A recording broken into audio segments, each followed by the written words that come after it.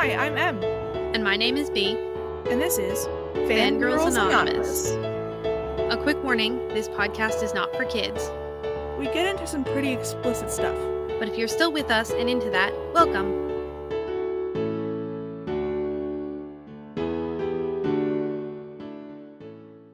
Hello, everybody. Hey, M. Hi. So, this week, we are inundating Bea with questions about her fandom. And what fandom would that be? We are going to talk about Detective Conan, or Case Closed, depending on what language you are talking about and when you were into it. So, if that does not set the tone for the rest of this, I don't know what will. Oh, boy. You mean it's very complex and with lots of little rivulets of information? Yes and no. How's that for an answer? Oh, boy. It's actually pretty simple, but as will become swiftly obvious, there's a lot going on, so it feels a lot more complicated than it necessarily is. Well, how about you tell us about the canon for Conan? Wow. I'm a dad right now. So, the show is an anime. It was a manga first, and that is the reason why it has more than one name. The literal translation, I believe, of the title is Detective Conan, but when it got transferred to an English audience when it first aired, it got the name Case Closed. So it's kind of known by both, and honestly, it's not like certain anime where there's a strong bias one way or the other towards what kind of a name it is. This show first started airing in the 90s. I cannot remember for you the exact year, but it was before Pokemon, if that helps anybody. It is a show about a hotshot teenage detective called Shinichi Kudo, who is known as the Heisei Holmes. He's strongly associated with Sherlock Holmes, and he's known as the Detective of the East because he lives in Tokyo, which is sort of to the east of Japan. It's complicated. I'm going to be saying that a lot. So he is extremely smart, and he solves mysteries, and like most mystery protagonists, dead bodies just sort of happen around him, so he gets a lot of opportunity to show how smart he is. And this goes great, right up until the point where he sees some very suspicious-looking people at a theme park where he is with his best friend, Moriran. And so he's like, okay, Byron, I know that we were going to go on, like, this fun trip to, this theme park, and I know that we've already solved the mystery here, so somebody's already been killed, but I'm going to go investigate these people. Bye.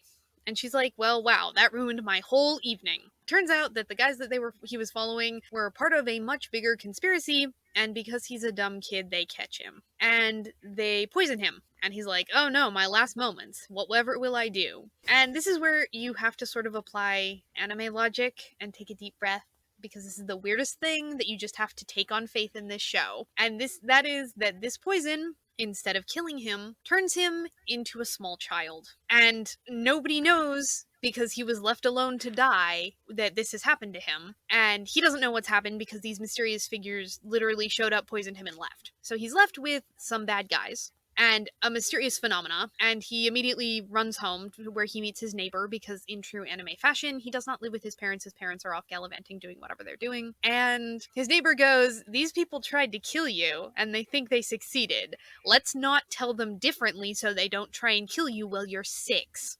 And he goes, yeah, that's probably a solid plan. Which is unfortunate because 5 seconds later, his best friend Ron, who's now gotten kind of worried that he hasn't come home, that she knows of, comes bursting in, and he immediately has to make up a fake name. The name he comes up with is Edogawa Conan, which is sort of a joke, because he's a huge mystery nerd. His father is a mystery novelist. He gets found in his library at home, which is filled with mystery novels, so he literally picks names off of the books behind him. And so Edogawa is a reference to a Japanese novelist. And Conan is from Arthur Conan Doyle, which again links him back to Holmes. And also doesn't sound Japanese, so it's kind of a weird choice. Yeah, he shoots himself in the foot big time with the name, which is hilarious. Oh yeah, my name is, Edgar King. I am a ghost finder. Exactly. The most unsuspicious name ever. I'm 6 years old. I'm in your best friend's house. I look exactly like him as a 6-year-old, which you would know because you grew up together. But I'm definitely not named after some random titles that I just pulled off the shelf right here, right now. Nope. Definitely. I'm his illegitimate son. which actually hilariously is never brought up, even though that makes a lot of sense, or him being a little brother, which would make a lot of sense, but no. Like, when you watch the show, is it dub or sub? So, me personally, I watch it sub, but if anybody else is interested in watching it, know that only the first 10th of the episodes or so are dubbed. And Gotcha. importantly, they were dubbed in the 90s when it came out. So they, no. which is going to be important because, like a lot of early dubs, they didn't just change it to English. They decided that Japanese names were too hard for people to remember, so they gave everybody an English name. So It's like when Brock was like, here, have some jelly donuts. it's exactly like that. Because Joey Wheeler. so Shinichi becomes Jimmy and keeps his last name. Moriran becomes Rachel Moore, and her father, who's also a character who's important, goes from being Mori Kogoro to Richard Moore. And he's a private eye, so pun 100% intended. What?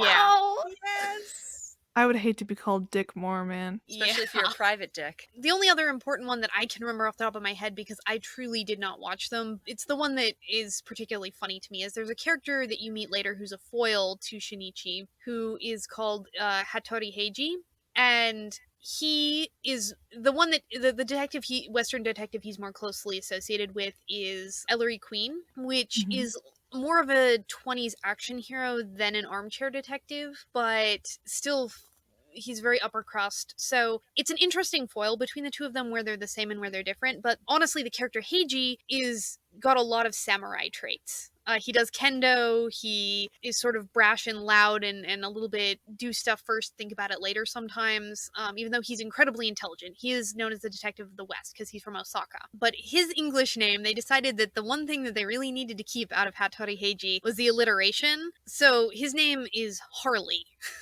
which I cannot explain to you, but is so funny to me that they were like, yes, hotshot detective, he needs to be named Harley. Harley Heiji or Harley Hattori? Hattori. I'm actually not 100% sure if they kept his last name or not, Okay. but I remember it alliterating, and it was just is funny. This is important because if you read the fic, since it is such a old fandom that has ranged over so long, because it's still going, friends, you will run into older fics where they decided to go by the English names instead. It's not my personal favorite thing, so I don't think I'm ranking anything that uses them. I much prefer the Japanese names, just like I prefer the sub, but be prepared. So if you see some random English names, you're like, where'd that come from? That's where it came from. So when I mean it's still going, what I mean is to the best of my knowledge, the manga has not finished, and the manga is ahead of the anime. And the anime is upwards of 1,014 episodes as of now. Man, only anime can, like, do that. It's amazing. It's actually really fun to watch because it's stretched continuously from the 90s to now. So you actually get this great, it's fantastic that you can hip-hop episodes and watch the art style evolve based on both the fashion of the time and just the artists refining what they want. Does the tech evolve? Does everyone start with flip phones and now everyone's got a smartphone? Funny story about that. Oh boy. In the first 100 episodes, Conan, so his neighbor who suggests that maybe he should conceal his identity is a crazy inventor. And he makes him a whole bunch of gadgets because dead bodies don't stop dropping around him when he's sick, which I'll explain the conceit for that in a minute. But he needs to defend himself sometimes, especially from the bad guys who tried to kill him in the first place. And one of the gadgets that he gets is an earring phone. It is an earring with a little phone attached that works exactly like a cell phone that he uses as a super spy gadget in the early episodes. Can't believe he invented Bluetooth. And by episode 400, it's just sort of disappeared, and all the people have cell phones now, and it never comes up. It's stuck in a drawer somewhere. Yeah, probably.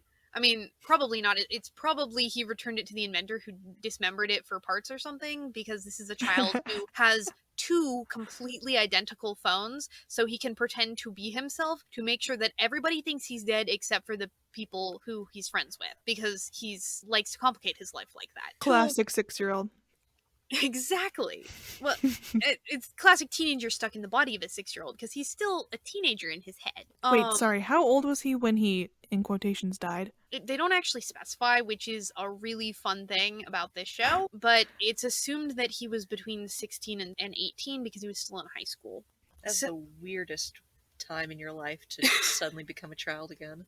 The actual framework of the show is that Conan, who I'm gonna just call Little Shinichi Conan because that's how they do it in the show, and Big Shinichi is Shinichi. So Conan now has to figure out who poisoned him, how to reverse it, because he does not want to be stuck as a 6-year-old forever. And he needs to be able to do it without telling anybody who he is. So, like I said, his best friend's father is a private detective, and he decides that the only way he's going to be able to get the resources to find out what he needs to find out is he needs to be buddy-buddy with this detective who works with the police. His problem is that Kogoro is sort of incompetent. He's a drunk, and he's not good at his job. There So, are so many police characters in anime that are completely incompetent. Like, yeah. I love that. I love that, like, cultural concept of police in anime. He, accidentally on purpose, ends up creating this character called the Sleeping Detective, which is whenever he goes to a crime scene with the Moris, because he tags along to all of the crime scenes with the dead bodies and nobody really bats an eye, because apparently his guardian figure, primary guardian figure, is his best friend who's like a 17-year-old girl. So at this point everybody is just sort of, you have to side-eye them. But whenever he tags along and he figures out the mystery, he has a little tranquilizer watch that his inventor friend gave him, and he will trank Kogoro and make him fall asleep, and then he has a little voice changer bow tie, and he'll take over his voice and will expound upon how this crime was committed. And so Kogoro becomes famous for being the sleeping detective whenever he goes into a trance and falls asleep and solves the mystery, and he's always right. Which is the weirdest, most convoluted balancing act you could possibly have, which is, I don't want anybody to know about me and I'm going to be completely incognito, but also I'm going to make this guy famous and live with him so I can figure out this mystery. They couldn't have worked on this con better? Yeah, and wouldn't Kogoro, right? Mhm. Wouldn't he be like, why do I keep falling asleep in the middle of, like, investigating stuff? He does, but he assumes that he just goes into a trance and can't remember afterwards, and everybody takes this at face value. They're not like, do you have a medical condition? Are you okay? They're just like, no, this is a thing now, including him. He's just We're like, used to this. okay. He's not even in on the Nope. gambit? Yeah, nobody in the beginning knows who he is except for his professor, his neighbor, whose name is Professor Agasa, which I'm not 100% sure, but I think Agasa is one way of referring to a professor in Japanese, so his name is Professor. Dr. Montgomery. Mm-hmm. The ethical implications of this are astounding me right now.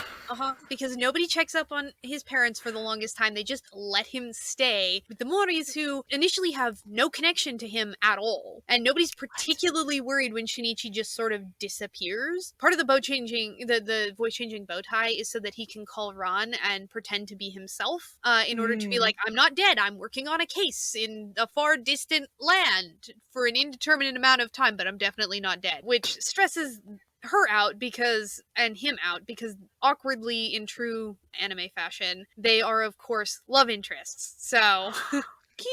yeah, it's that awkward moment when you're 6 years old and pretending to not be dead even though you're not dead, but everybody else thinks you're dead.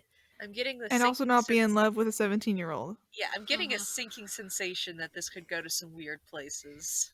You're unfortunately at least slightly right. Oh no. No. Alrighty. Kid stuff in fic, man. Kid stuff in fic. Alright, which would you rather? Would you rather hear about what your classic tropes in this fandom are, or would you rather hear about the ships? Tropes. Okie dokie. So, there are several pretty common things that you'll find if you go looking in this fandom. Number one is, it is mystery show, beginning to end. Most of those 1,000+ episodes are filler, and the filler is all mysteries, which is actually really fun because they basically don't repeat any mysteries, and a lot of them are quite clever. That is a feat. Holy crap. Yeah, it's part of the reason why I watched the show, because I was just like, fun. It's like a police procedural show, but anime. And weird, yes. The most convoluted police procedural ever. Like, you don't see the mentalist having to pull this thing of, yes, I will tranquilize the same person every time I need to Well, explain you know, something.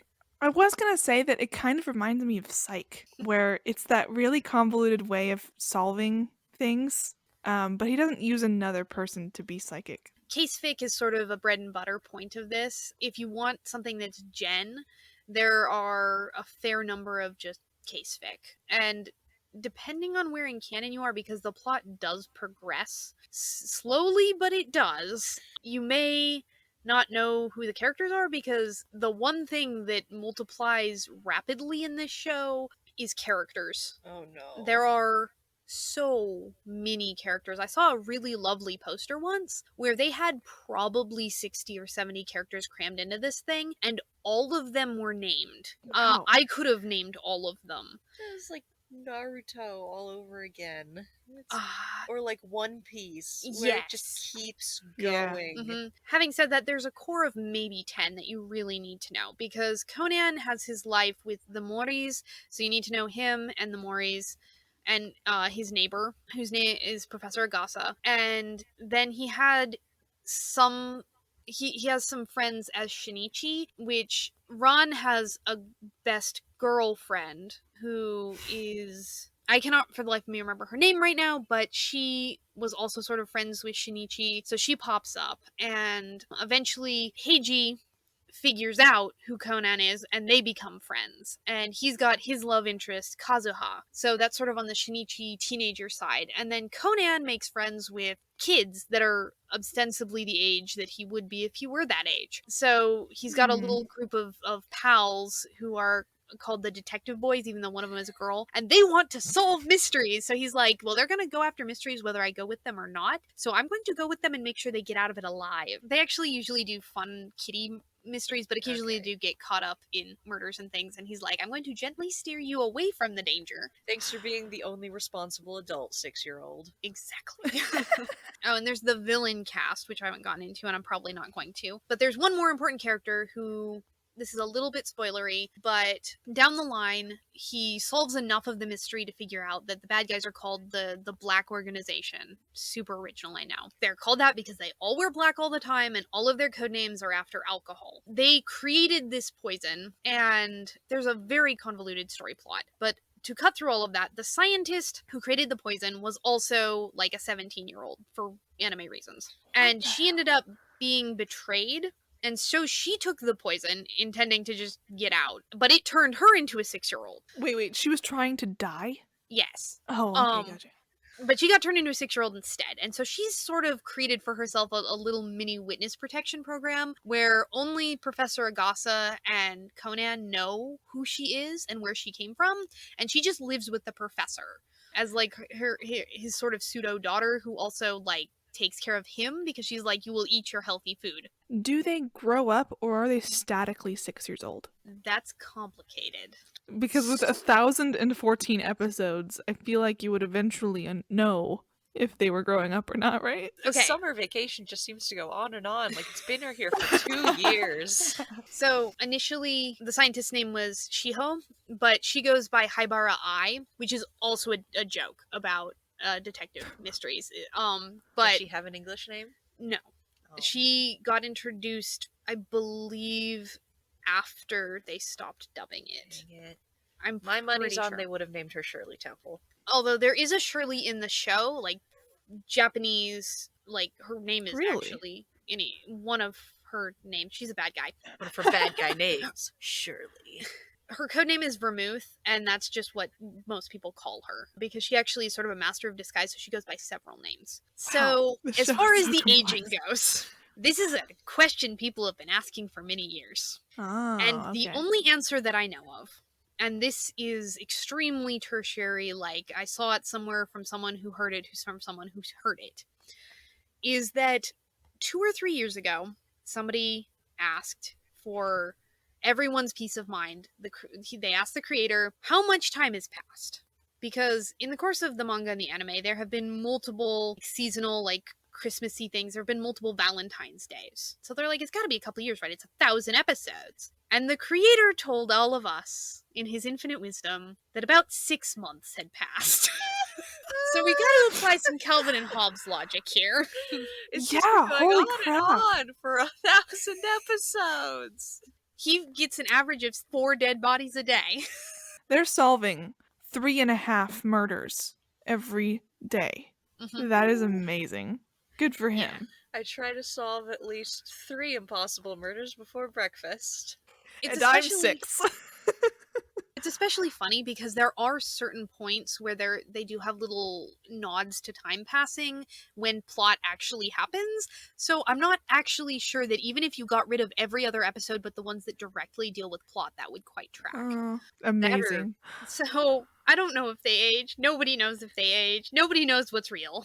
All Not just even an the people who elaborate- write it. It's all All just an right. elaborate hallucination from his dying mind as he succumbs to the poison. Yes! Yeah, case fic is a thing. Also, there's a lot of obscuring of the truth. There is the classic reveal fic, where any number of characters gets exposed to the truth, as it were. That he is not actually 6 years old. There is this whole other big conspiracy going on in the background. There is also, kind of bouncing off of that, because it has been going on for 30 years, the ever popular how is it going to end? People trying to figure out an ending, which some of them are really good. One of my favorite ones is really good.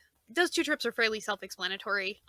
They're taking 2 big points of the show and sort of either wrapping them up or using them for dramatic purposes. Pretty classic stuff. The next one, I'm gonna have to explain a little bit more when it comes to shipping, because there is one more big piece of this that I haven't touched on, which I'm sorry. Oh my god. I promise this is 90% of it is actually just a tiny 6-year-old looking character solving mysteries. Brace yourselves, audience. There is actually so much soulmate trope in this fandom. Because it comes from canon? No, it does not Oh. come from canon. The only really magical realism shtick that you have to acknowledge in this series is the fact that they just magically turn into children. As long as you can accept that, everything else is actually decently within the bounds of reality. We'll discuss it when we get to ships. It gets weird. So, obviously, this show has a pretty strong basis in bad things happening to your characters sometimes, like being poisoned, or, murders happening, or a Yakuza-like black organization out for your head. So they do have a talent for occasionally giving you some quality wump, and since you have such a wide cast of characters, you get it in lots of different flavors. There's a weird one, which is not my favorite trope, and I'm not going to say it's highly prevalent, but again, for reasons that I will get into just after this, there is a trope which is the lost twin separated at birth and or switched at birth trope, where Shinichi has a twin, and it's usually a specific other character, which, again, just a minute. I'm building this up, I know. And he was either switched with him and he's actually somebody else, or they were separated, or they were just raised as twins, which sounds vaguely boring, but is kind of weird. So, the reason why all of this is strange, why the soulmate thing is strange, why the lost twin thing is strange, is because the creator of Detective Conan created another show, or, well, another manga, and I think there were some episodes of a show called Magic Kaito. So, Magic Kaito is about a phantom thief who steals jewelry and in magnificent theatrical heists, and then inevitably returns them. And it's because this kid Kaito, yes, his real name is Kaito, his moniker is Kaito. Nobody seems to know that they're the same person, and I can't really figure it out. I think it has a pun to do with Clover. There's also a lot of strange codes going on. All of that aside, I'm sure it makes sense if you can actually read Japanese kanji and get to all their puns related to kanji pronunciation, but I don't think any of us here have that. No. There are so many jokes in this show, I'm quite sure. So, his story is that he is a teenager, same age as Shinichi, who is aspiring to be a magician, and he accidentally stumbles into his deceased father's bat cave and finds out that his father was Kaito Kid, and then was murdered by someone looking for a jewel called Pandora. So he decides that he's going to make it his life mission to try and figure out who killed his father and find this gem Pandora. And that's what his heists are actually all about, is him trying to find the jewel, and it's not right, so he returns it. And he's just sort of being dramatic for fun. These 2 universes are connected. There are crossovers where Conan is trying to solve the heists, try and stop the heists that Kaito Kid stages, because he sends advance notice, as phantom thieves do, at least in anime. There is crossover there. Now, the sticking point is that, for reasons beyond my understanding, the creator drew Shinichi and Kaito exactly the same, except for their hair. He drew Kaito's love interest, Aoko, exactly the same as Ron, except for the hair. And they also share some decent amount of personality traits, except for the fact that Shinichi is very reserved and bookish and Sherlockian, kind of proper. And Kaito is a wild card. He just likes doing crazy stuff, and his one weakness is fish. He's terrified of fish. So red-blue. It's red-blue, yes. basically.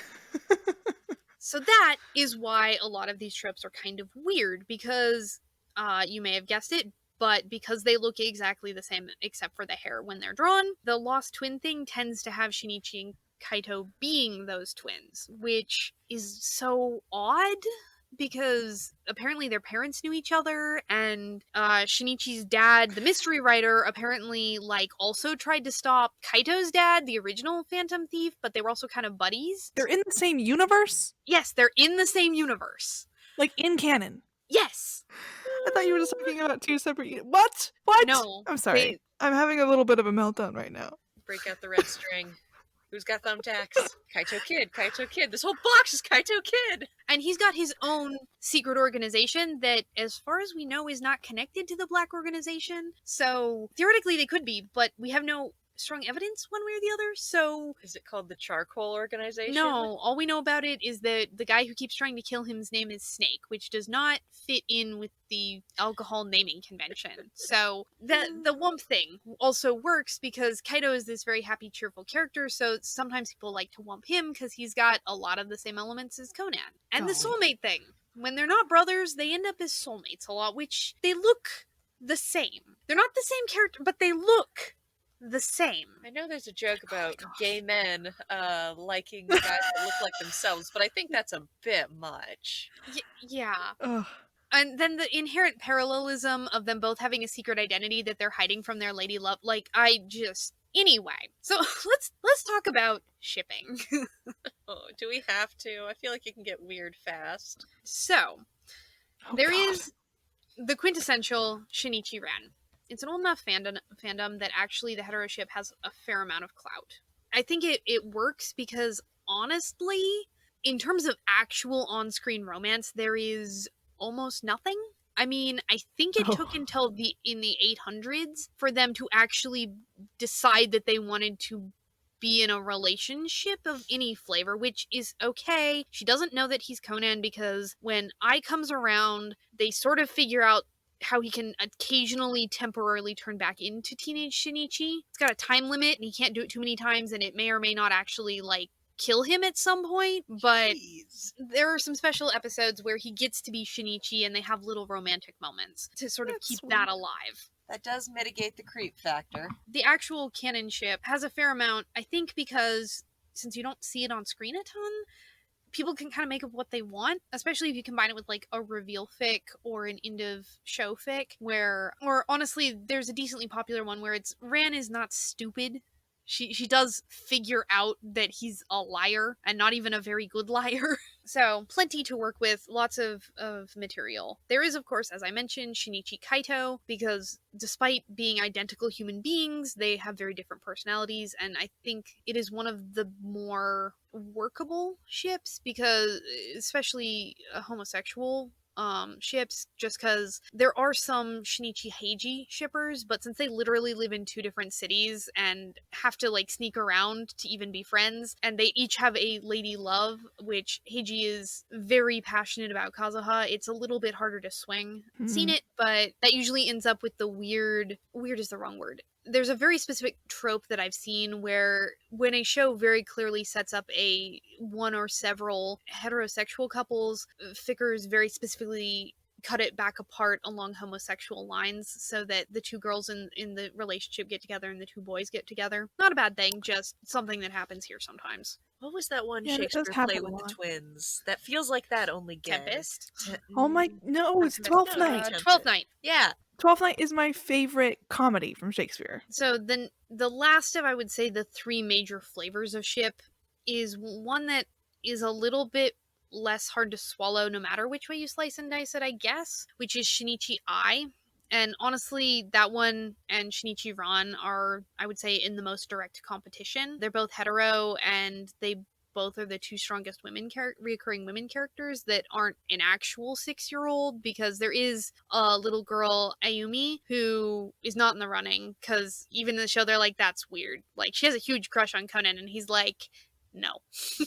I guess the minor ships that also exist are Kaito Aoka, which is again just canonical. Some people are just like, canon is good, we're going with it. And not to introduce yet another character, I'm very sorry, this is the show, okay? You're 5 episodes in and there's like 30 characters. I haven't explained to you the police characters yet. There are police characters here too. I've skipped the villains and the police characters for ease of storytelling here, kids. And a whole bunch of other teen detectives. One of which is the actual in Kaito's storyline rival that exists constantly, actually goes to his school, and his name is Hakuba. He's English, I believe. He's got a hawk. It's weird. He also is weirdly closely associated with Sherlock Holmes, which is really funny when him and Shinichi actually do occasionally run into each other, because they sort of like are trying to out Sherlock each other. Like, no, I'm definitely more Sherlock than you are. It's like watching two male peacocks flaring their feathers and trying to fight each other. Occasionally, just because everybody loves a classic rivals relationship, they will ship Kaito and Hakuba together, but that one's decently rare. All of them can get soulmated, which you're gonna notice real fast that of the pretty typical tropes that you find here, I don't actually have a ton of them. So do with that what you will. I think it's funny that the other Fandom Exchange that we have done, the Batman one, you also had a list of all of the ships, and I have just decided on one to talk about. I feel like you kind of go into a fandom and just read everything. It kind of doesn't matter the ship. I like that about your personality. Multi-shipper. I don't have really strong opinions on most ships. Are we ready to talk about some fics then? Boy, are we. Alright, so this, just fair warning to everyone, old fandom, so I have both fics from fanfic.net and from AO3, because there's a decently even split. It's just old. So, sorry, some of these things exist on one or the other. So the first one actually is a fanfic.net. I don't believe it's on AO3. It is called The Case of the Hidden Epidemic by Mirror and Image. It is a pretty classic case fic. It's also one that, if you're looking for Rex, will come up pretty quick. It is complete. It's actually part of a series. The idea is that Conan gets sort of caught up in this mystery where a whole bunch of kids at Conan school start getting sick, like fairly seriously sick, including his friends. And he's trying to figure out why, because there's not like a disease vector. It's like they are going home and getting sick, really sick, and then not coming to school to spread it to anybody. And it's sort of a random spread pattern, and he's like, this is unnatural, I'm gonna figure out what's happening. It's completely gen. It actually fits really well within the framework of the show. It's older, but I feel like you could kind of read it at any point, as long as you know who the kid characters are. They don't introduce a whole lot of complicated characters or a whole lot of later show characters, because oh boy, does some of the later show characters get, there are double agents of they have faked their death and have got a different secret. Like, none of that. You don't have any of that, not in a way that matters anyway. Also, it's a little bit wumpy, especially at the end, but in like this really fun way where it's been building to this and it makes sense. The author also has some fun with language that I feel is very in line with the way the show works, because they like to have their puns. I like to play with language. It also does fold in Kaito as a character, and Ron is very much a character, like an important character. It's more like I said, it's gen, it's kind of actiony, which is fun. You don't actually get a ton of that, and it's just a really well plotted mystery. So if you're in the mood for just a very solid, well plotted mystery case fic, this is the one for you. So my next rec is probably my all-time favorite Detective Conan fic, and it is probably the one that keeps me coming back to try and find more of, because I'm like, this is just so good. And it is called A Study in Scarlet by kittebasu. It is a hypothetical end of series fic. It is really long, and it is absolutely worth it. 200k words. Holy crap. Okay. Is long. And I am going to be spoilery about it, at least the beginning part of it, and I'm going to warn you up front, but it's worth it. Like, this isn't anything that the first chapter doesn't already tell you. So the story is that the Moris get called in to try and solve the murder of Scarlett Shinimoto, who is a actress and model and was about to be engaged to this very wealthy man. And she is found murdered in this man's mansion in this very like horrific bloody way in the middle of his ballroom. And it was just him and his maid and nobody else that they knew of in the mansion, but they don't know who murdered her. They were asleep. And it turns out they were asleep because they were drugged. And he starts trying to help solve this mystery, and he figures out that under the body, somebody has drawn in blood the symbol for Kaito Kid and used the body as part of it. And they only know this when they swab the floor with luminol and turn off all the lights, which is super creepy. Kaito Kid doesn't kill anyone. So he knows straight off the bat that Kaito Kid did not kill this woman, but somebody is trying to call him out. So or frame him or something. Yeah. And so he's like, oh no. He ends up basically sort of arranging a meeting with Kaito, and they start discussing it, and they decide they're going to work together to figure out who murdered her and why they're trying to get at Kid. So in the backdrop of all of this is a little bit later in the series where Conan has kind of turned into Shinichi and turned back into Conan several times. And it turns out shrinking and growing your body that drastically is like tanks you. Multiple organ failure tanks you. Oh my so gosh. He's not doing great. He basically knows that either they have to find a cure or he is going to die. And still nobody knows who he is, and he doesn't intend on really telling anybody. The only people who know are Kaito sort of guesses. He didn't tell him. Heiji knows who he is. And Professor Agasa. Oh, and okay. His parents know, but his parents are in a different country, and he is not intending to tell them that he is dying. So they don't really know. And Heiji doesn't know that he's dying. He just knows that he gets sick a lot. So you have this story where they're trying to solve this murder, and like I said, it's an end of series fic. So they're trying to solve this murder. It's getting tied in with all these other things happening between the two series. He's dying and sort of not ready to admit it, and he's working with Kaito, who figures out who he is. And Kaito and him sort of start having this mutual relationship where they think they're funny, they know each other's secrets, they're helping each other. And over the course of the fic, they sort of fall in love. And you're thinking, that's so weird. But it actually makes a lot of sense between the two of them and the way this is plotted. And the mystery is so good. And the way it is finished, so the way they end the series makes sense and wraps up all the plot lines and just sort of makes you feel warm and fuzzy inside. It is a little bit more technical than the case of the Hidden Epidemic. You do need to know a couple more characters, but if you've watched cherry-picked your way through the first 200, 300 episodes, and I mean cherry-picked, like every 10, 20 episodes, watch one. Or find a list that tells you which plot relevant ones there are. You're not going to have a problem. It's really beautifully written, and I've read it multiple times, which I rarely do, especially for fic this long. It sounds like a fic that is worthy of being a favorite, I think. Mm-hmm. It is, I believe, #1 on AO3. Oh, for Conan, that's awesome. Yeah, if you sort by kudos, I believe it is. I love how all three of us just automatically sort by kudos. We don't sort by hits, we sort by kudos. I love that. So, on the exact opposite end of the spectrum as far as length, there is a very short little one-shot called About Edogawa by Ellen Brand, which is a really fun outsider POV fic. So, the police department is separated into different divisions, and Division 1 deals with murders. Homicides, so they deal with the Moris and Conan a lot. And so it's a little fic about Division 1, and it's from the point of view of the new guy who's just showed up, and he's gone out for drinks with all of his coworkers in true Japanese fashion, and they start discussing Conan. And it's really cute because everybody is like, that kid, now that's an experience. And they're like, don't scare him. And they just start talking about it, and you realize that everybody, all of these side characters really care about Conan, and It's Aw. really, really short, but it's really cute. Is that another favorite? Yeah, it definitely is. So I'm gonna rank 2 more really quick. One is called Going Down by Enchanted Hats.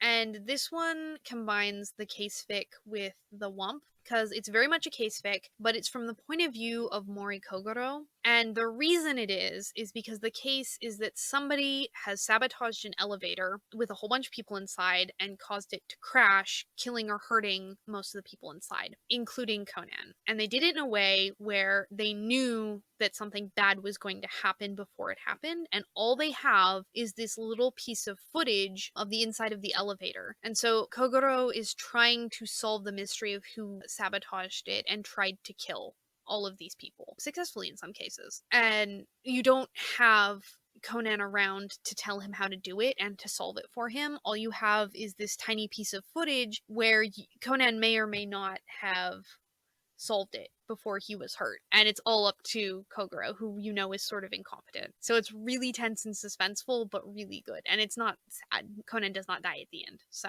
it's a good divergence from formula, and it works really well as a character study for a character who's otherwise sort of, I'm not gonna say unlikable, but He's a little bit foolish. he is not framed positively much of the time. And lastly, I'm gonna wreck this one, but I have mixed feelings on it, even though I'm wrecking it, and it's exclusively because it's written in the first person, which is absolutely not my favorite thing. It's a really fun fic, so I'm gonna wreck it anyway. It's called Sense and Sensitivity by KosagiNoLegion. It's a story actually about Heiji, and he and I end up sort of ill-advisedly going to check out a lead on the Black organization, and he ends up getting sort of in true superhero fashion doused with an unknown chemical, which unfortunately for him gives him the ability to see ghosts, which I love it. is super sucky for a man who is literally surrounded by dead bodies all the time. Yes, but doesn't he want to solve the dead bodies? Yes, but he also, his bread and butter is actually logicking his way through a problem. So he has a little bit of a problem in that, for his reputation's sake, if nothing else, he desperately wants to not look crazy. But he also sees, he's like, there's clearly a dead person here. And, like, this person was murdered in this way because I literally see their ghost right here. And it's really fun because, like I said, Magic Kaito's a little bit different. That one has some very overt magic, so we know magic exists in the universe. But for the most part, Detective Conan is fairly grounded, with the exception of the adults turning into children shtick. So the idea of introducing this overtly supernatural element in a part of the universe that is very, very grounded is kind of fascinating, because it doesn't feel jarring. It just feels like, of course nobody's gonna believe him, but it probably does exist. That's awesome. I like all of your recommendations, and they are all are recs, right? Yep.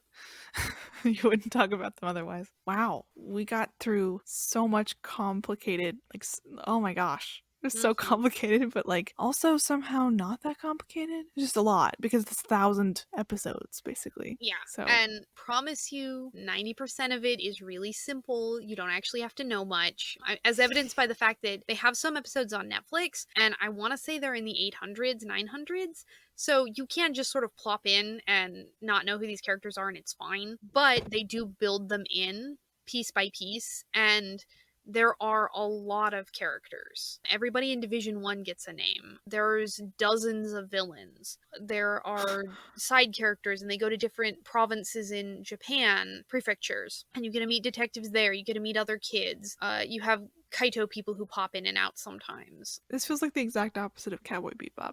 Well, this is the end of this Fandom Exchange series. Congratulations, guys, we did it. Congratulations, Miss Sampo, for going through all of this with us. She fell asleep. She did? Yeah. Okay, well, Miss Sampo has fallen asleep. She got through the Rex, that's all she needed. She's done now. It's true. Well, good night, sweet Miss Sampo, and I guess this is it.